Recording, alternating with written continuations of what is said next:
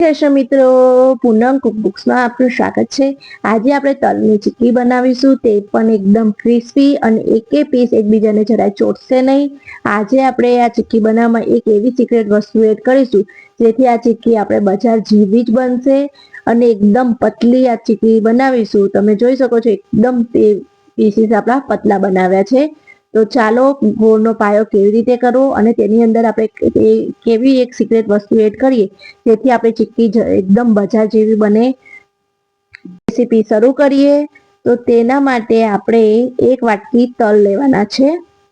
તમે કોઈ પણ જાડા પેન લઈ શકો છો। તેની અંદર મેં એક વાટકી જેટલા તલ, જે ફોતરાવાળા તલ આવે છે તેનો જ ઉપયોગ કર્યો છે અને અહીંયા આપણે તલને શેકી લેવાના છે। ગેસની ફ્લેમ મીડિયમ રાખી આપણે તલને શેકવાના છે। તલ જ્યારે ફૂટવા માંડે ત્યાં સુધી આપણે તલને શેકવાના છે, તેનાથી વધારે આપણે તલ નથી શેકવાના। જો તમે વધારે તલ શેકી લેશો તો તેમાં ચીક્કીમાં કડુસી જેવો ટેસ્ટ આવશે, જેથી તલ એકદમ પ્રોપર શેકાયેલા હોવા ખૂબ જ જરૂરી છે।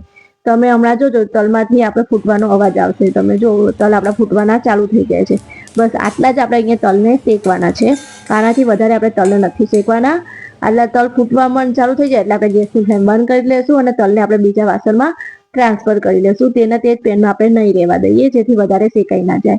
મેં અહીંયા બીજા વાસણમાં ટ્રાન્સફર કરી લીધા છે અને આપણે એક વાટકીમાં અહીંયા પાણી ભરીને રાખી લઈશું। એકદમ નોર્મલ પાણી હોય છે જે માટલાનું ફિલ્ટરનું, તે જ પાણી આપણે વાટકીમાં ભરીને રાખશું અને તે જ પેનમાં આપણે ફરીથી એક વાટકી જેટલો ગોળ લેશું। તમે એક વાટકી તલ લો તો તેના સામે મેં અહીંયા એક વાટકી જેટલો ગોળ લીધો છે। ગોળ એકદમ સરસ એવો સોફ્ટ હોય તેવો લેવાનો, તેથી જલ્દી મેલ્ટ થઈ જાય છે અને આપણો ગોળનો પાયો એકદમ જલ્દી આવી જાય છે। અને ગોળની અંદર મેં અહીંયા 2 ચમચી જેટલું પાણી એડ કર્યું છે। આપણે ગોળનો પાયો અહીંયા પાણીમાં જ લેવાનો, જેથી આપણી ચીક્કીમાં સરસ એવું બાઇન્ડિંગ આવે છે અને આપણી ચીક્કી સરસ થાય છે।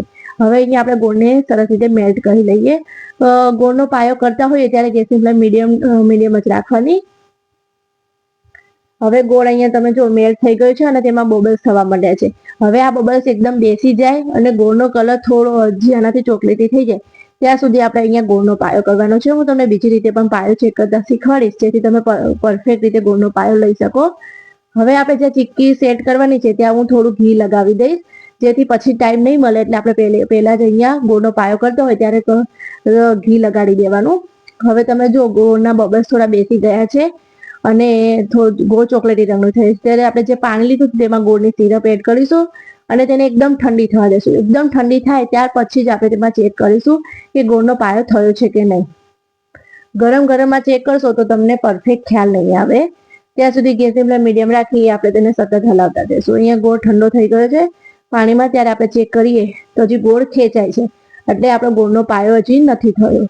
હજી આપણે મીડિયમ ગેસે આપણે ગોળનો પાયો સતત હલાવતા રહી કરીશું અને આટલો ગોળ થઈ જાય ત્યારે આપણે તેમાં એકદમ સિક્રેટ એવું 1 ચમચી જેટલી ખાંડ એડ કરી દઈશું, જેથી આપણી ચીક્કી સરસ એવી ક્રિસ્પી તૈયાર થાય અને જે પીસીસ એકબીજા જોડે જે ચોટી જાય છે તે જરાય નહીં ચોટે।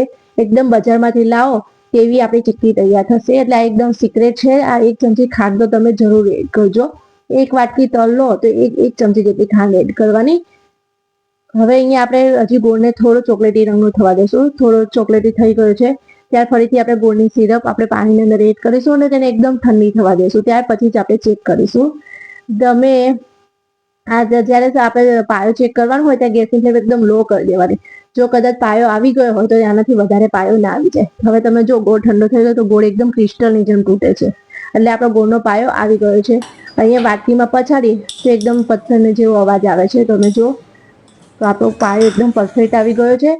ત્યારે હવે આપણે તેમાં 1 ટીસ્પૂન જેટલો ખાવાના સોડા અને 1 ચમચી જેટલું ઘી એડ કરીશું। ખાવાના સોડા એડ કરવાથી આપણી ચીક્કી સરસ એવી ક્રિસ્પી તૈયાર થાય છે। એકવાર તમે આ ચીક્કી બુઝુર્ગ લોકોને પણ ખાવા આપશો તો તે એકદમ ઇઝીલી ખાઈ શકશે અને ખાવાના સોડા એડ કરવાથી ગોળનો જે એકદમ ચોકલેટી કલર થઈ ગયો તે થોડો આછો થઈ જશે અને ચીક્કીનો કલર પણ સરસ આવે છે અને ઘી એડ કરવાથી ચીક્કીમાં સરસ એવું શાઇન આવે છે। હવે ગેસની ફ્લેમ એકદમ લો જ રાખીશું અને તલ એડ કરીને કરી દઈશું ગોળમાં। ગેસની ફ્લેમ લો રાખવાની જેથી મિશ્રણ એકદમ જામી ના જાય અને જો મિશ્રણ તમારું જામી જશે તો આપણે ચીક્કી સરસ એવી સેટ નહીં થાય અને એકદમ પતલી તમે કરી નહીં શકશો। એટલે ગેસની ફ્લેમ લો ફ્લેમ રાખીને જ આપણે ફટાફટ મિક્સ કરી દેવાનું। અહીંયા મિક્સ થઈ ગયું છે એટલે આપણે જે પ્લેટફોર્મ પર ઘી લગાવ્યું હતું ત્યારે તે આપણે મિશ્રણ ત્યાં લઈ લઈએ અને ફટાફટ પાણીવાળો હાથ કરી આપણે હાથ વડે સેટ કરીશું। જ્યાં સુધી તમારાથી હાથ વડે સેટ થાય ત્યાં સુધી હાથથી સેટ કરવાની, જેથી આપણી ચીક્કી સરસ એવી પતલી તૈયાર થાય। મારેથી થાય છે ત્યાં સુધી હું હાથથી સેટ કરું છું. ગરમ ગરમ હોય ત્યાં થોડી ઉતાવળ રાખવાની, જેથી જલ્દી એવી પતલી એવી ચીક્કી તમે તૈયાર કરી શકો. અને હા, તમે એકલા હાથે જો ચીક્કી બનાવતા હોય તો આટલી જ ક્વોન્ટિટીમાં બનાવવાની, જેથી તમે પતલી એવી ચીક્કી તૈયાર કરી શકો. તમે વધારે બનાવી તો 2 વાર ગોળનો પાયો કરી તમે 2 વાર બનાવી દેવાની ચીક્કી, અને એક વારમાં આટલી જ બનાવવાની, જેથી તમે સરસ એવી પતલી એવી ચીક્કી તૈયાર કરી શકો. હવે છેલ્લે મેં અહીંયા વેલણ ફેરવી લીધું છે અને આવી રીતે પીઝા કટર હોય તેનાથી આપણે કટ માર્ક લગાવી દઈશું. ગરમ ગરમ હોય ત્યારે જ કટ માર્ક લગાવી દઈશું, જેથી ઠંડી થાય એટલે સરસ એવા પીસીસ છૂટા પડી જાય છે. ખાલી કટ માર્ક જ લગાવવાના, તો પણ સરસ એવા આપણી પીસીસ છૂટા પડી જશે. થોડી ઉતાવળ રાખવાની, કારણ કે ગરમ ગરમ હોય ત્યારે કટ માર્ક લગાવી દેવાના. મેં કટ માર્ક લગાવી દીધા છે. ઠંડી થાય પછી મેં આવી રીતે પીસીસ અલગ કરી લીધા છે. તમે જો એકદમ સરસ એવી ક્રિસ્પી આપણી ચીક્કી તૈયાર થઈ છે. તમે દરેક પીસ જો એકદમ પતલો એવો તૈયાર થયો છે. તો તમને મારી આ રેસીપી ગમી હોય તો મારા વિડીયોને લાઈક અને મારી ચેનલને સબસ્ક્રાઇબ ના કરી હોય તો જરૂર કરી લેજો, જેથી તમારા માટે નવી નવી રેસીપી લઈને આવું. જય શ્રી કૃષ્ણ.